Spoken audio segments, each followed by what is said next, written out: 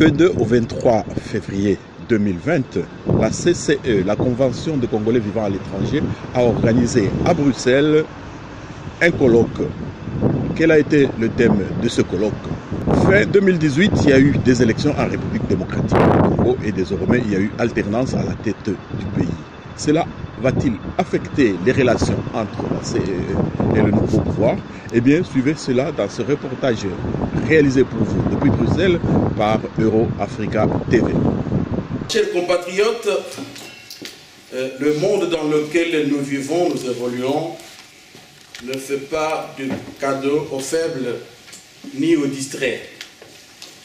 Nous sommes dans une société outrancièrement mondialisée avec une perversité assumée qui lie la capacité de décider aux caprices sanguinaires d'un capitalisme sauvage qui fait de l'homme un loup pour l'homme, comme disaient les latins.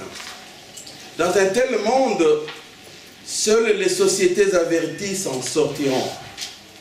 Le reste de l'humanité sera ou est déjà condamné au rôle d'accompagnateur d'un destin planétaire décidé par ceux qui ont amassé des capitaux en nageant dans le sang des peuples démunis, clochardisés et sans défense.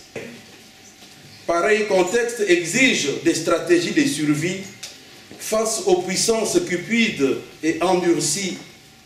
Et l'une de ces stratégies, si pas la principale, reste la production anticipative de la pensée.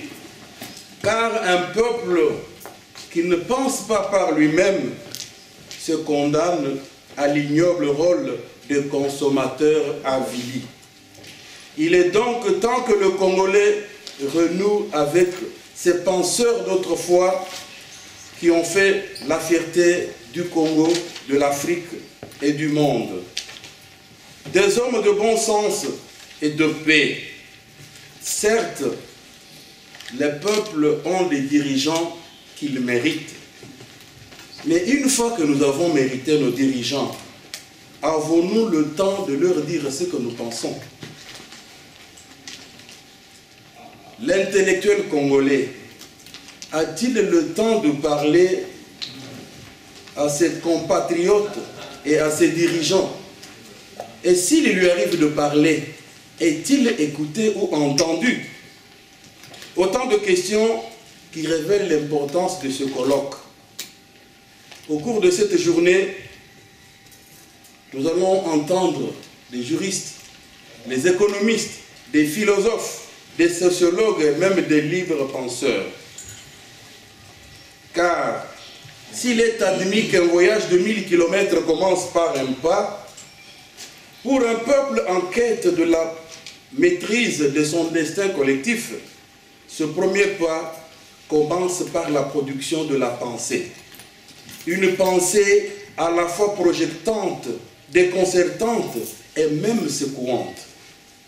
À cette époque où le Congolais s'informe plus sur les réseaux sociaux qu'auprès de ses griots, alors que les réseaux sociaux, dit un sage, ont donné la parole à des personnes qu'on entendait seulement dans des bars, l'heure est donc venue pour que l'intelligentsia congolaise supplante la bêtise humaine à la congolaise si témérairement répandue. Merci pour vous tous de vous être dérangés pour venir ce matin.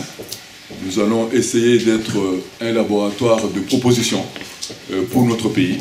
Et nous avons essayé de parcourir beaucoup de domaines, pas tous, mais en tout cas beaucoup de domaines qui concernent l'avenir de notre pays. On va commencer ce matin par les institutions.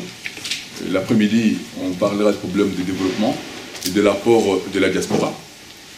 Et le leitmotiv de la journée, c'est que nous voulons être, si on est un laboratoire, on ne doit pas être des gens qui sont des partisans, des gens qui ont un langage obséquieux ou qui sont des turiféraires. Nous sommes là pour dire ce qui se passe et comment nous pensons qu'on pourrait mieux faire, parce qu'on peut toujours mieux faire. Pour parler des enjeux, des défis qui attendent notre pays, c'est qu'il faudra avoir une bonne connaissance des textes juridiques. Parce que notre État se veut un État de droit. C'est pourquoi j'ai trouvé bon de pouvoir parcourir, en effet, les textes, ou bien notre Constitution, notre texte de base, pour que nous puissions avoir une idée pratiquement précise, faire un rappel. Oui, j'ai ma Constitution, chacun devra s'approprier la Constitution. C'est très important. Voilà, je voudrais commencer mon propos par un texte qui est très connu, pour vous encourager d'être venus assez nombreux de la France, de la Belgique ou de la Suisse. Ce texte dit ceci: celui qui relâche dans son travail est frère de celui qui détruit. Celui qui relâche dans son travail est frère de celui qui détruit. Donc, par votre participation, vous avez voulu en effet construire tout en étant présent. C'est un texte qui est dans Proverbe 18, verset 9. Je devrais en principe intervenir sur la dissolution, comme je l'ai dit tout à l'heure. Je vais aller un peu plus vite. Compte tenu de l'actualité de l'heure, parce que le président de la République, lors de son passage à Londres, avait dit « Ne me poussez pas à dissoudre ». Et comme vous le savez très bien, Madame la Présidente de l'Assemblée nationale a à son tour brandi l'arme de la trahison. Elle a dit « Nous pouvons vous poursuivre pour haute trahison ». Nous discuterons un peu de ces questions. Je voudrais en effet commencer d'abord par la révision constitutionnelle, parce que je parlerai aussi de la révision constitutionnelle. Je commence par mon premier point, qui est la révision constitutionnelle pour ceux qui notent. La révision constitutionnelle, notre texte de base de référence, c'est la Constitution. C'est les chapitres 7 de notre Constitution, et plus précisément les articles 218. Voilà, c'est là où nous trouvons ce que nous appelons les sièges de la matière. Et cet article 218 dispose ce qui suit. L'initiative de la révision constitutionnelle appartient concurremment au président de la République, au gouvernement après délibération en Conseil des ministres, à chacune des chambres du Parlement l'initiative de la moitié de ses membres, et quatrièmement, à une fraction du peuple congolais, en l'occurrence 100 000 personnes s'exprimant par une pétition. Donc l'initiative peut venir, qui pensent ceci et qui penseraient les autres qui pensent autre chose, mais je vais vous expliquer. Il y en a qui disent, quand il y a crise persistante, le président de la République, quand il convoque le Premier ministre et quand il convoque, en effet, quand il informe le président de l'Assemblée nationale et du Sénat, est-ce que, d'abord, l'acte doit être contresigné ou pas? C'est une question. Cette question se pose aussi. Nous y répondons. Et deuxièmement, devra-t-il tenir, en effet, les avis, soit du président de l'Assemblée nationale ou pas? C'est une question très très importante. Je répondrai en ces termes que les constituants ou le père fondateur de notre Constitution de 2006 ont voulu éviter l'écueil qu'il y a eu dans l'article 22 de la loi fondamentale. Vous vous souviendrez qu'à un moment donné, le Premier ministre avait démis, donc M. Lumumba, avait démis M. Kasavubu, M. Kasavubu à son tour avait démis. Et pour éviter, en effet, cela, donc, l'article 148 peut être considéré comme l'acte nucléaire. Donc, ça dit que c'est un pouvoir spécial qu'on donne au président de la République. Qu'on donne au président de la République. C'est qu'il consulte.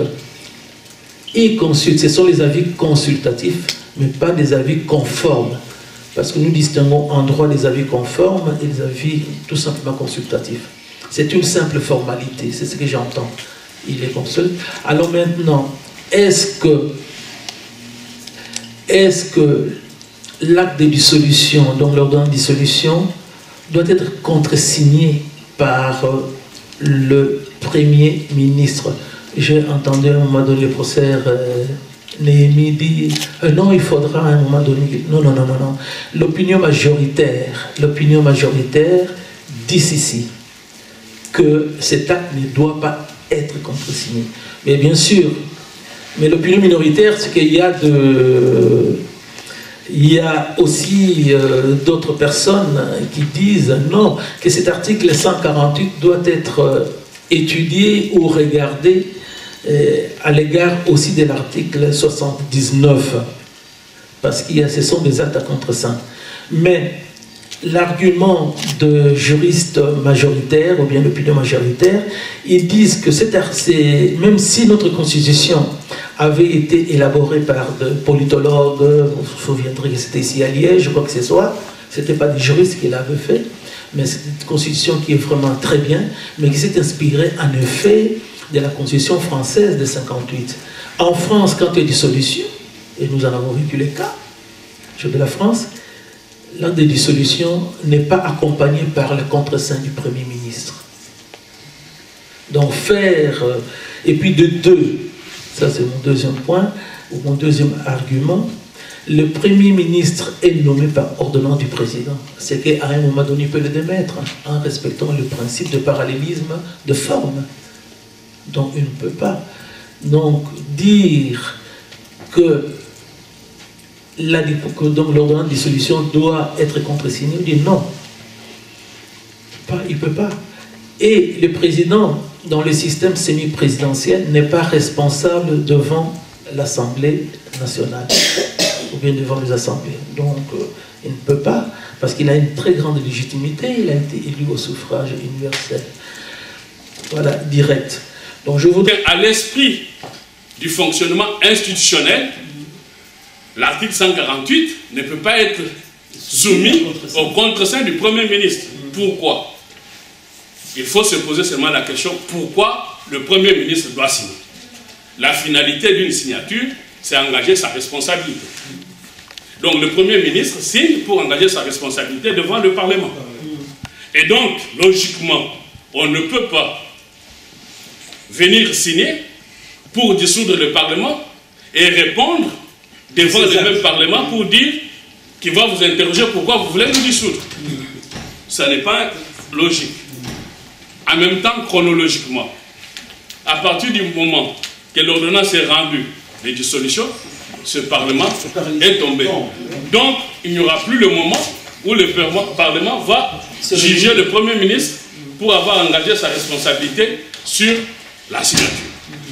Pour ne pas m'étendre et prendre votre temps, brièvement, si l'on se met sur cette logique-là, vous comprendrez que on ne peut pas concevoir que l'ordonnance du chef de l'État soit soumise au contreseing du Premier ministre, lequel Premier ministre est par l'effet majoritaire l'émanation du Parlement. Parce que le Premier ministre est issu de la majorité.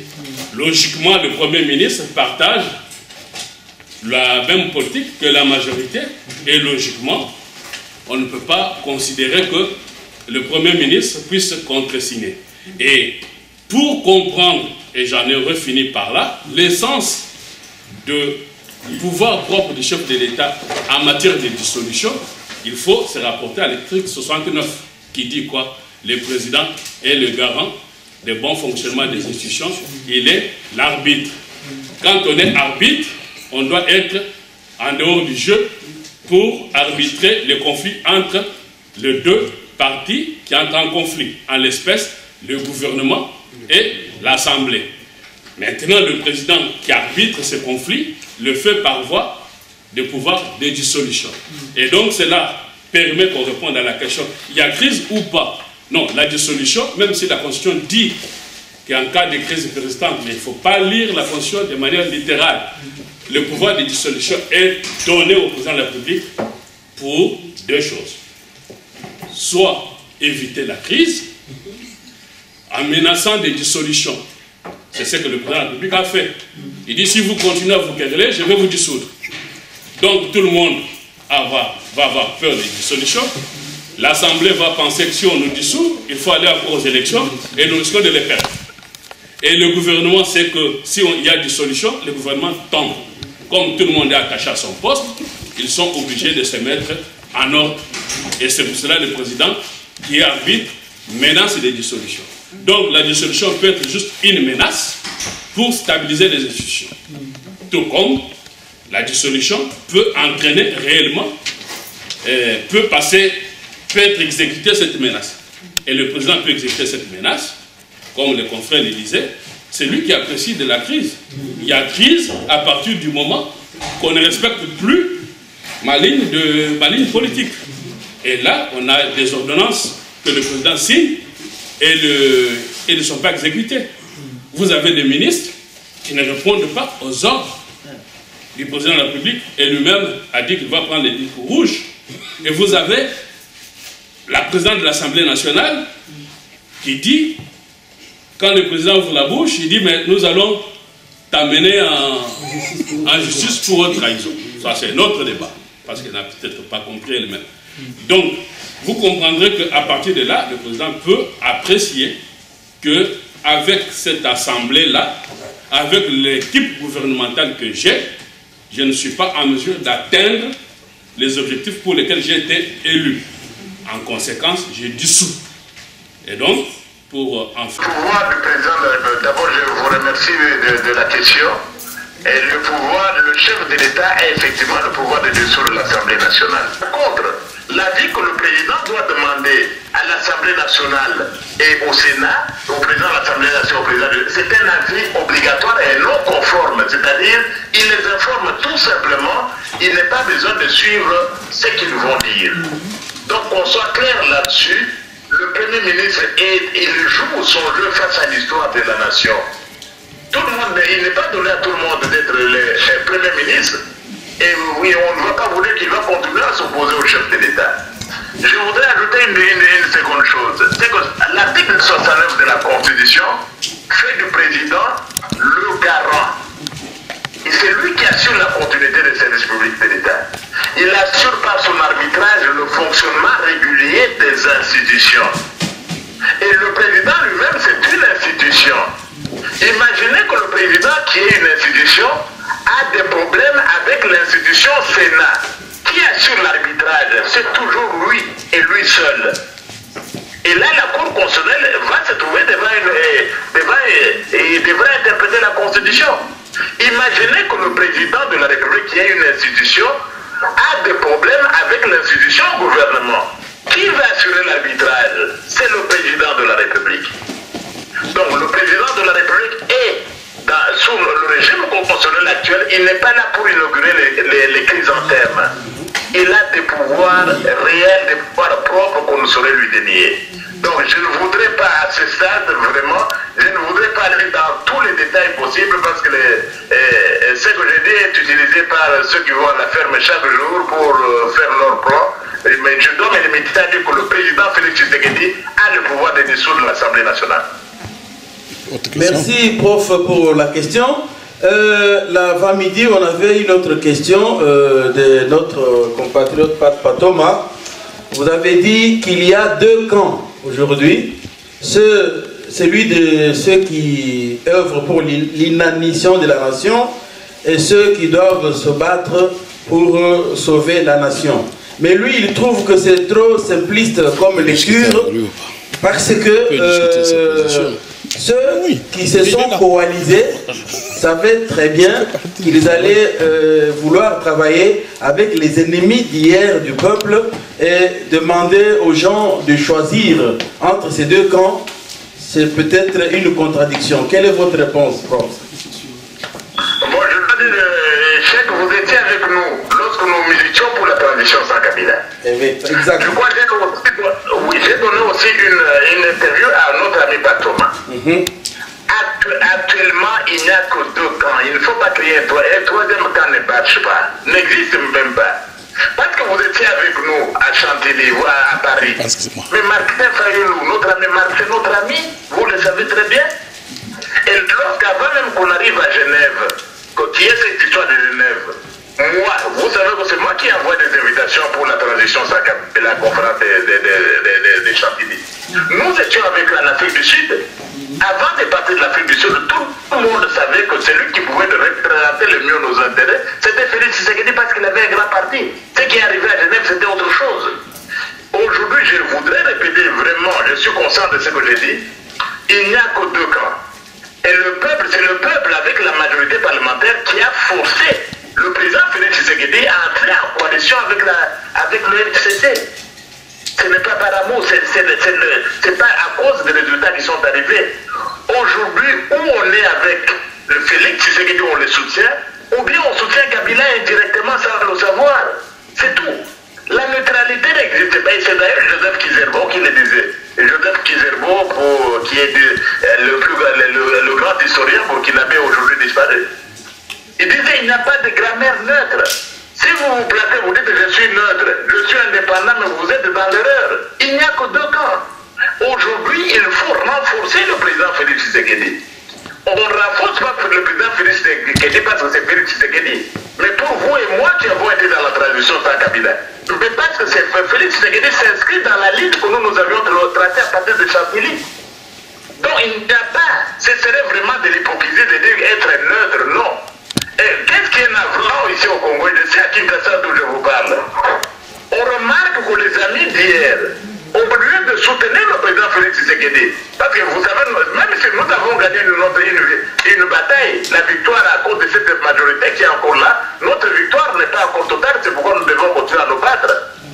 Au lieu de s'attaquer au FCC, au lieu de s'attaquer à Kabila, les gens sont devenus plutôt des opposants à Félix Tshisekedi, ce qui est inacceptable.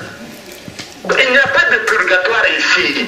Il y a deux camps diamétralement opposés sur le camp de l'inanition de la nation et le camp du peuple d'abord. Et comme je l'ai dit dans une conférence que j'ai donnée à l'occasion du 14e anniversaire de la Constitution, je l'ai dit, aucun accord, ni avec le FCC, ni avec l'UNC, aucun accord ne peut prévaloir sur la Constitution de la République.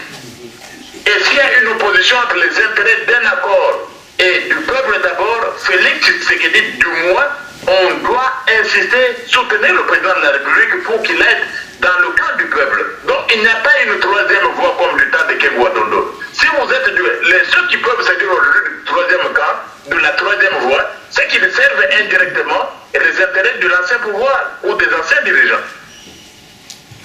Merci bien, cher prof, pour ces précisions. Nous avons une dernière question du prof Dias Lusamba. Oui, bonjour. Bonjour, prof. Oui, alors ma question c'est l'interprétation de l'article 148 qui dit que le président peut dissoudre s'il y a une crise persistante entre le gouvernement et le Parlement. Mais aujourd'hui, est-ce que entre le gouvernement et le Parlement, il y a une crise, dans la mesure où le président, c'est une institution, lui il est chef de l'exécutif et non du gouvernement. Est-ce qu'on peut dire aujourd'hui que le gouvernement, donc dirigé par Ilou Kamba, est en crise avec le Parlement dont il est l'émanation?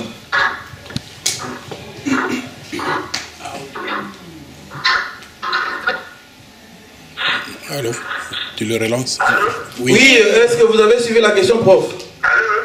Oui, est-ce que vous avez suivi la question de prof Lusamba? Non, il y avait un appel à bras. Vous pouvez le sauter entre combien si vous voulez la réponse? Il reprend. Alors, je reprends, c'est l'interprétation de l'article 148 qui parle de la dissolution par le président en cas de crise persistante entre le gouvernement et le Parlement.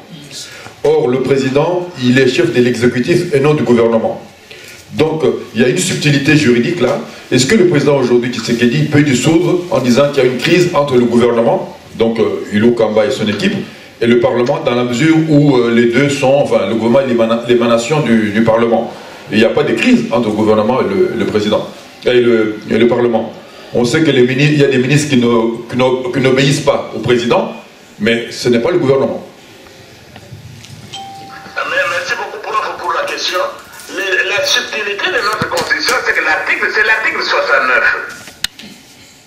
Ici, qui apprécie la crise? C'est le président qui apprécie la crise.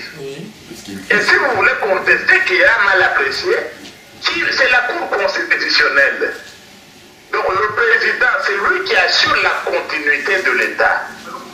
Donc notre Constitution a donné au président beaucoup de pouvoir, contrairement à ce que certains prétendent.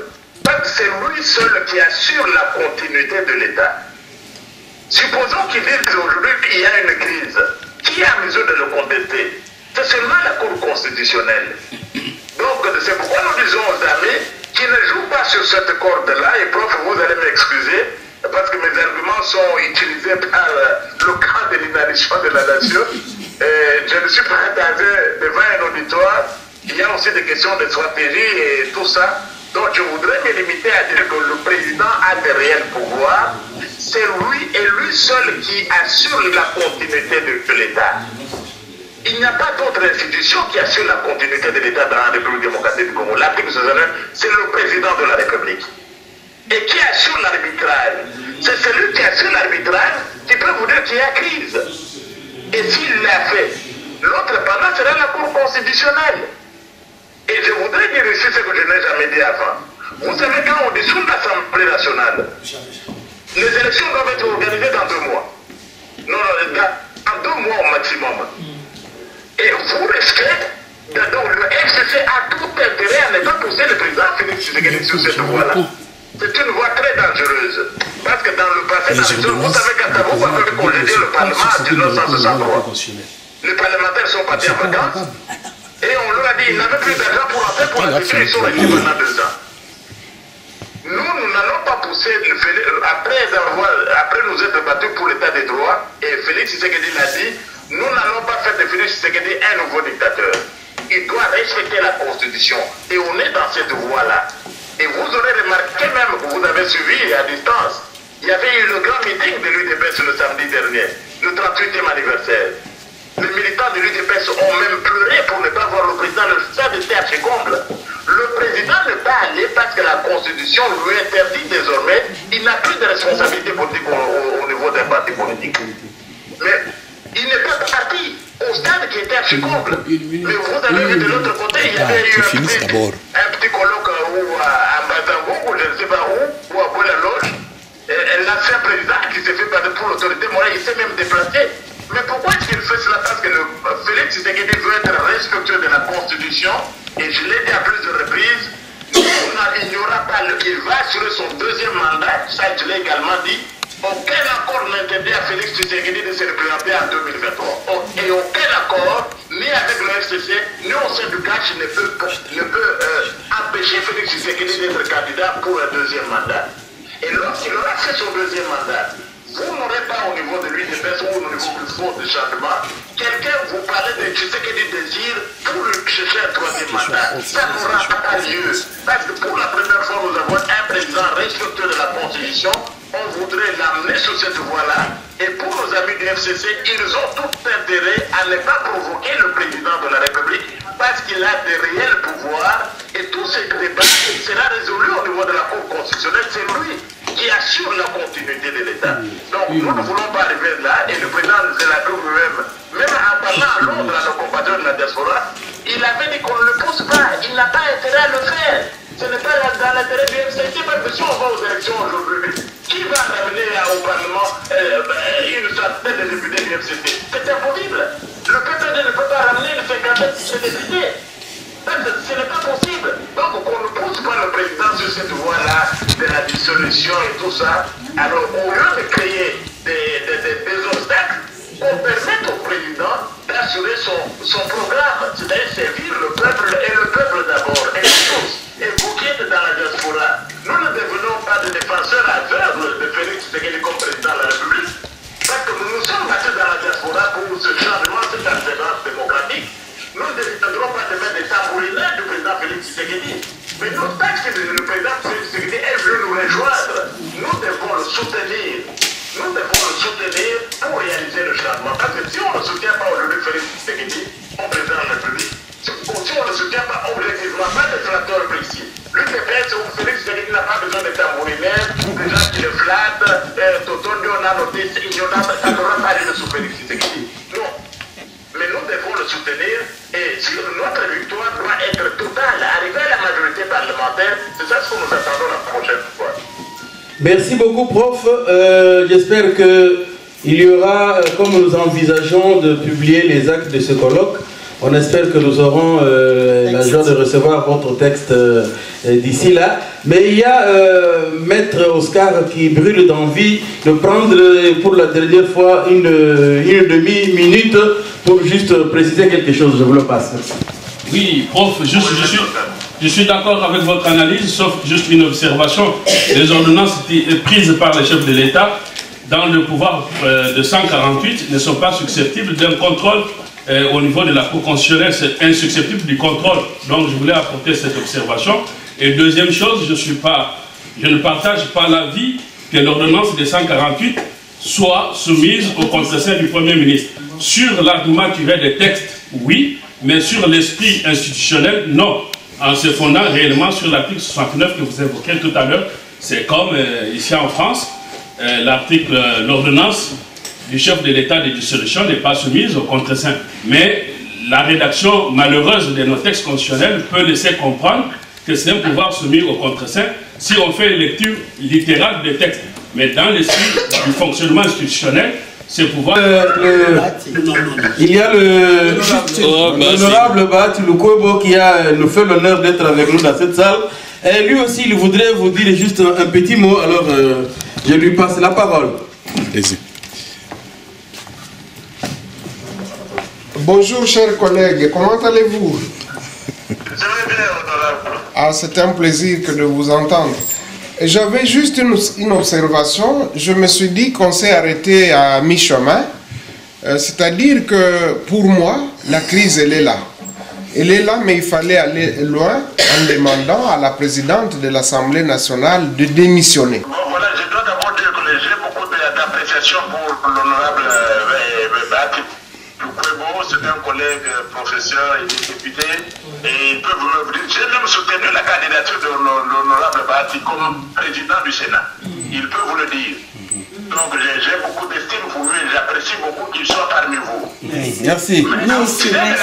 La présidente, toute l'Assemblée vous dit merci d'avoir pris le temps. On peut, même si vous êtes loin, on peut applaudir le prof Mata pour ce temps qu'il a pris pour nous. Merci beaucoup, prof, en tout cas.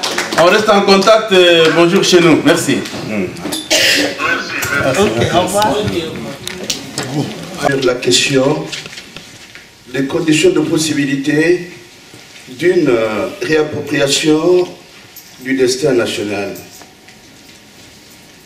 En lisant le titre qui m'a été proposé, je me suis posé quelques questions. Si nous devons pouvoir nous réapproprier notre destin national, c'est que il nous a été quelque part confisqué. Qui l'a confisqué? Quand et comment? Comment a-t-il procédé pour que ce destin puisse nous être confisqué? Ce sont des questions qui m'ont poussé à penser que cette réappropriation de notre destin national devrait nous conduire d'abord à nous poser des questions sur notre identité. Qui sommes-nous pour que notre destin national ait été quelque part confisqué? Qui sommes-nous pour nous poser la question de la réappropriation de ce destin national aujourd'hui? Qui sommes-nous? D'où venons-nous? Où allons-nous? Ce sont des questions essentielles pouvant nous permettre d'évaluer notre parcours passé, de questionner notre histoire, mais aussi de questionner notre anthropologie. Nous, en tant que Congolais, nous sommes des Bantous. Et qui dit Bantou, Muntu, dit le Ntou. Le Ntou qui est ceci, le Mutu, le Moto. Dire qu'on est Bantou nous incite à pouvoir à tout moment recourir à nos mitou, à nos motos, pour pouvoir gérer notre destin, en faire une destinée.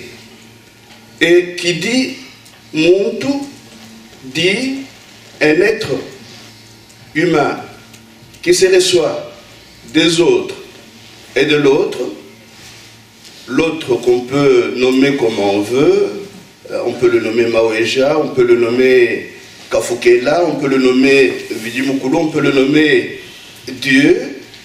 On se reçoit des autres. Alors, mais il faut sortir de ça. Comment? Une condition de possibilité, c'est de pouvoir nous inventer nos propres mécanismes de vie et de survie, et les structures qu'il nous faut pour cela. Avant que notre destin puisse être confisqué, nous vivions quand même. Je vais demander à M. l'abbé d'être un peu plus... d'atterrir. Je vais avancer. Peut-être qu'à travers le débat, nous pourrons approfondir cette... Donc, nous devons pouvoir réinventer, nous, nos mécanismes et nos structures de production de nous-mêmes et de ce dont nous avons besoin pour vivre. Nous n'avons pas nécessairement besoin pour vivre chez nous des métros. C'était l'exemple, mais on peut en avoir besoin. Nous avons tellement d'espace. Celui qui connaît, il y a un monsieur ici qui voyage beaucoup dans les avions. Quand vous survolez le Congo, c'est un pays sous-peuplé. Pourquoi est-ce que les gens vont s'entasser à Kinshasa? Ils fuient les provinces. C'est ça les questions auxquelles on doit pouvoir faire face au lieu de faire, des sauts de moutons. C'est bien, mais ce n'est pas ça la question. La question première, pourquoi les gens fuient les villages et les provinces pour aller s'entasser à Kinshasa? Une ville qui avait été construite pour 2 millions de personnes, aujourd'hui on est à plus de 5 millions. Alors, mais nous devons pouvoir apprendre des autres. Comme la guerre n'est pas spécifique au Congo, voyons comment les autres font. Est-ce que vous avez jamais appris qu'on est allé dire aux Chinois qu'on va leur apporter l'aide au développement? Et aux Russes? Ils ne font plus ces histoires-là. Ils ont créé leurs médias, leurs banques, leurs universités, leurs écoles. Poutine a dit qu'il va donner aux Russes des espaces pour qu'ils mettent au monde. Transmettre le Bomoto passe aussi par là. Il ne veut pas entendre parler en Russie de parents 1 et parents 2. Lui, c'est père et mère. Bah, allez là, ou allez les comme on dirait dans voilà. Alors, deuxième, je vais résumer la deuxième grande condition de possibilité. C'est une thérapie collective et l'ouverture à l'interdisciplinarité. Il y a beaucoup de sociopathes, il y a beaucoup de psychopathes parmi nous. Peut-être moi aussi. Nous devons pouvoir passer par la thérapie de désenvoûtement. Et il y a une professeure à l'ULB qui a écrit un livre très intéressant. Isabelle Stengers a écrit « La sorcellerie capitaliste, pratique de désenvoûtement ». Étudions et voyons comment créer des espaces de désenvoûtement. Les larbins, les victimes du syndrome de Stockholm. Vous imaginez que quelqu'un vous a tué hier. Il sort demain et vous l'applaudissez dans les rues. Donc, à Komirambo, vous l'applaudissez à tout rompre. Mais il vous a tué, lui. Vous l'applaudissez pourquoi? Réunis ce jour, 23e du mois de février de l'année 2020, nous, membres de la CCE, Convention des Congolais de l'étranger, en Assemblée générale ordinaire, avons statué sur les questions suivantes. Vision et valeurs de la CCE, amendement des statuts, appréciation de l'alternance politique intervenue au pays. Cette Assemblée générale a été précédée par le colloque du 22 février 2020 autour des enjeux et défis d'un nouveau départ et de la consolidation du Congo. La CCE souscrit à l'alternance politique en tant qu'expression de la volonté de notre peuple pour le changement, notamment du système de gouvernance et de mentalité. La CCE encourage le nouveau pouvoir politique dans ses options pour la lutte contre la corruption, la sécurité des personnes et de leurs biens, la sauvegarde de l'intégrité territoriale, l'accès facile à l'éducation de base, l'augmentation du pouvoir d'achat de la population, ainsi que l'indépendance de la justice. La Convention des Congolais de l'étranger continuera à accompagner notre peuple dans sa lutte noble contre les antivaleurs. Et dans cet ordre d'idées, la CCE s'engage à garder son esprit critique et constructif, indispensable à l'émancipation et à l'émergence d'un Congo uni, prospère et fort. Elle partage la douleur des familles qui ont perdu des proches dans des massacres sans nom, survenus particulièrement dans la région de Béni, mais également dans toute l'étendue de la République. Elle déplore les blocages constatés par-ci par-là dans le processus démocratique. Ces blocages sont révélateurs d'une crise interinstitutionnelle latente. Elle appelle le peuple congolais à consolider l'unité et à œuvrer pour le développement du pays. Elle encourage tous les Congolais de l'étranger à prendre conscience de leur potentialité humaine, intellectuelle, matérielle et financière au profit du développement des projets promoteurs d'appui à l'autoprise en charge de la population. Que vive le Congo, notre patrie, que vive le peuple congolais, que vive la Convention des Congolais de l'étranger, faite à Bruxelles le 23 février 2020. Je vous remercie.